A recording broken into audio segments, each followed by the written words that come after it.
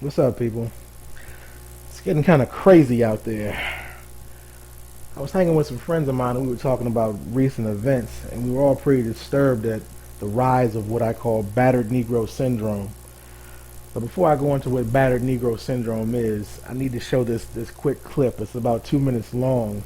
And the clip isn't really what this video is about, but it's related to it. So for background, let me just go ahead and play that real quick. Something else was used against the students that drove the final nails into the coffin, killing the movement. What stopped it, of course, almost dead in its track,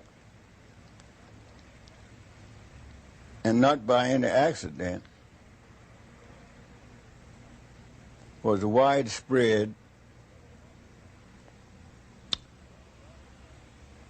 and deliberately organized widespread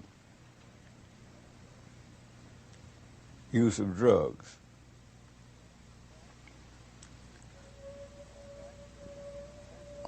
The fact that a decision was made, and I think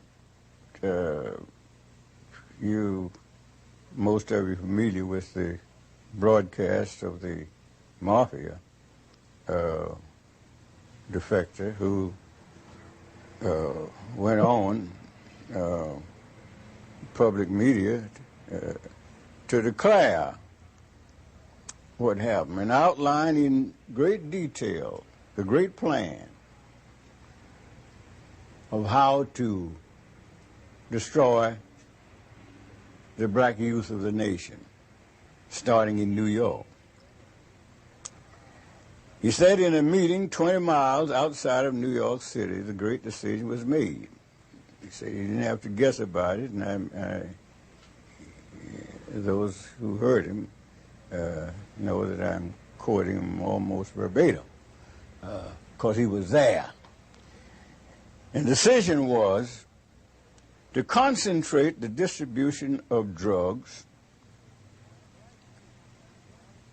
on the black youth of the nation, starting in New York. Starting in New York, beginning in the elementary school, and that to punish, even on the pain of death, any of the distributors who invaded the white community or predominantly white schools. All right. Battered Negro syndrome. Battered Negro syndrome is like battered person syndrome, or as it's more commonly known, battered wife syndrome or battered woman syndrome. And battered person syndrome is a collection of psychological effects that result from being physically abused by your mate. The battered person usually likes to deny what's going on and refuses to face the reality of the situation because they want to pretend that the relationship is going fine. But the trademark, when they're forced to face that something is wrong, the trademark symptom of battered person syndrome is to blame themselves for their beating. Like you always will hear like a girlfriend who's been beaten by her boyfriend, she'll always say something like, well, it was my fault. He was having a rough day and I kept pushing him and pushing him. I deserve to get hit. They're always trying to rationalize it to make it their fault because they have a fear of the person that is beating them. And if they hold that person responsible for what they're doing, they are creating an obligation to face that person. So since they do not want to face that person, they instead will blame themselves as though it was their fault. And as African Americans, we've suffered a continuous history of severe abuse under this system. And over time, I see us developing this system in greater and greater numbers, or developing the syndrome, rather. A lot of people have been talking about race recently because of the Trayvon Martin case. And on YouTube, it seems like the past couple of days, I've watched what feels like 40 different videos of someone saying, some black person saying something like, well, black people kill black people all the time, so how can you didn't get mad about it, or you can't get mad about George Zimmerman killing Trayvon Martin because we kill ourselves all the time. And now black on black crime, while a real genuine problem, has become propagandized to almost mythical proportions now. I just got finished not even 5 minutes ago watching a video with this black chick saying something like oh well, we can't blame anybody but ourselves. You're more likely to be killed by a black person than you are by a white person. I'm more likely to be killed by I'm more likely to be raped by a black man than anybody else. The black people are the ones I'm worried about. But that thought process is just so nearsighted to the point where it's almost blind. Of course you're more likely to be killed by a black person or raped by a black person. That's because if you are a black person, you most likely live in a black community and most likely interact mostly with black people. So of course if you're around 1,000 black people and one white person, anything good or bad that's going to be done to you or for you is going to be by another black person. That's just the law of averages. That's the same with any race. If you're Chinese and you live in Chinatown, you're most likely to get raped by another Chinese person. If you're white, and you live in a white neighborhood, you're most likely to be raped by another white person. This is not some strange oddity that's limited to black people. It's just some weird genetic black trait that we happen to commit more violence against our own kind. Most crime is intraracial. It is committed between people of the same race. There's nothing abnormal or uncommon about this. The state of Alaska, there's probably only about 4 or 5 black people in all of Alaska, and yet Alaska consistently has some of the highest rape rates in the entire country. South Dakota is overwhelmingly white, something like 85 to 90% white people, and they're raping each other like it's going out of style over there.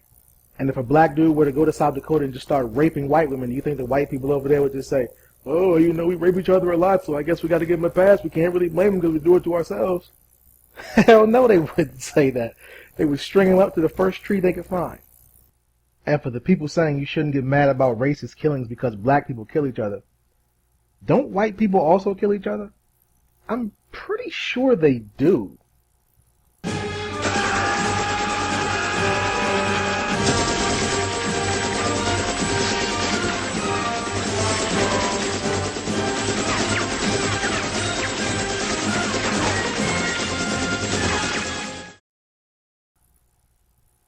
But do you think you can just racially profile white people and start killing them? And they'll just say, well, we kill each other, so it's okay. Of course they wouldn't say that. It carries a special level of anger and outrage when you kill someone based on their race. Because if someone of the same race in the same community kills each other, let's say 2 black kids from Chicago, because that's the usual example that they like to throw out. If they kill each other because they're from rival cliques, they have a beef with that person, that specific person, for a specific reason, even if that reason is ignorant. But when you have a case like the dude a little while ago, I want to say Anderson, James something. Anyway, I'll put it in the video. When you have a white boy that beats up a black guy, then kills him by running him over with his truck, and they ask him why did he do it, he said, well, me and my friend were just looking for a nigger to beat up. Those are his words. He said he was looking for a nigger to beat up. That's a crime of a different nature, because when you are attacking someone based on their race, you're not attacking a person. You are attacking a people. So it carries a different level of outrage. The one he killed just happened to be the one he saw. If you had been walking by, he would have ran you over with his truck.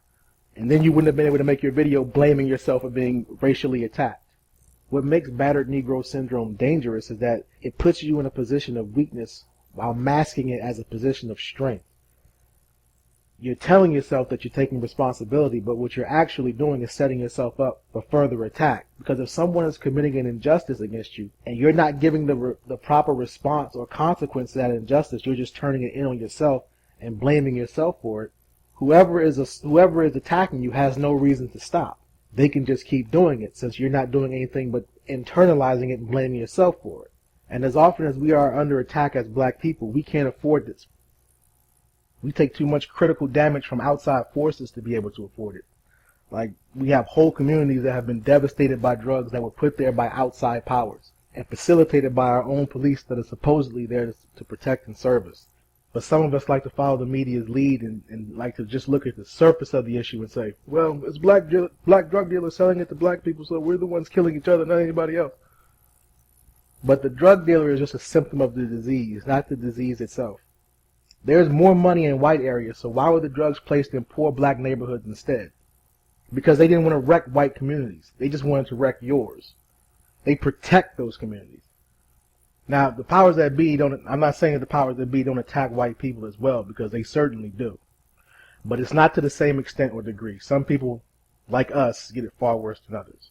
So if you tried pushing drugs into the white communities back then, you wouldn't live to see another day. You'd either be killed by the police or thrown into the jail, because they know drug dealers would pop up in any community you place the drugs.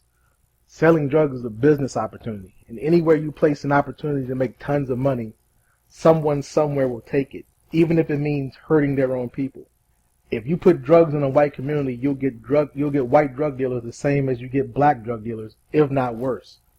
But the person suffering from battered Negro syndrome will just focus on, say, Leroy Green on the corner selling a handful of crack rocks. The drug dealer you physically and personally see on the street level selling drugs in your neighborhood, he might be a piece of shit, but he's not the cause. He's just the effect.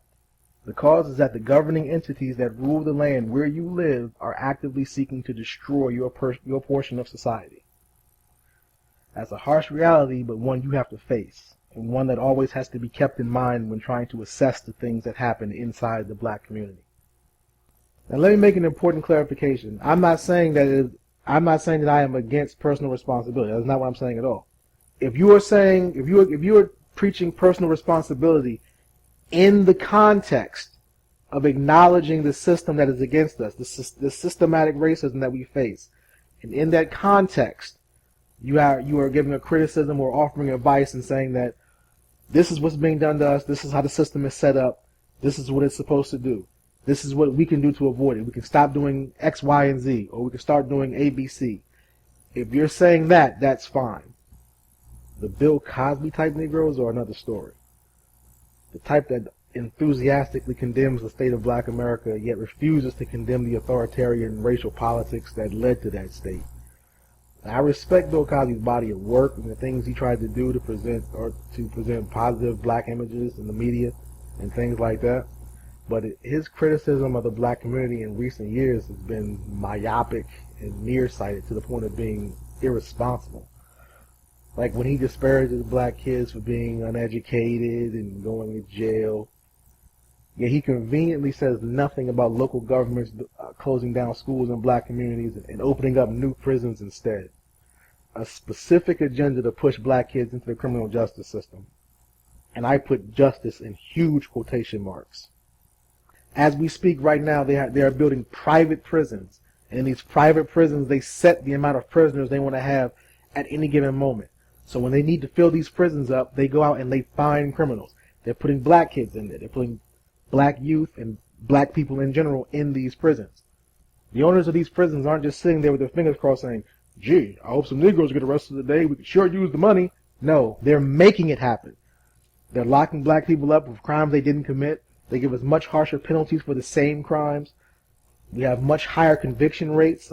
Racist laws are being put on the books that were specifically designed so that black people will be more likely to break them and therefore more likely to go to jail.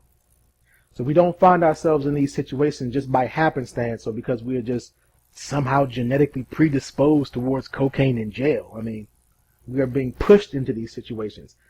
And if that's not recognized, if that problem is not recognized, you cannot come up with a solution. You can only come up with a solution. You can only come up with a solution for a problem after you properly identify the problem. Otherwise, the only thing you're going to be able to take personal responsibility for is helping to perpetuate a bad situation.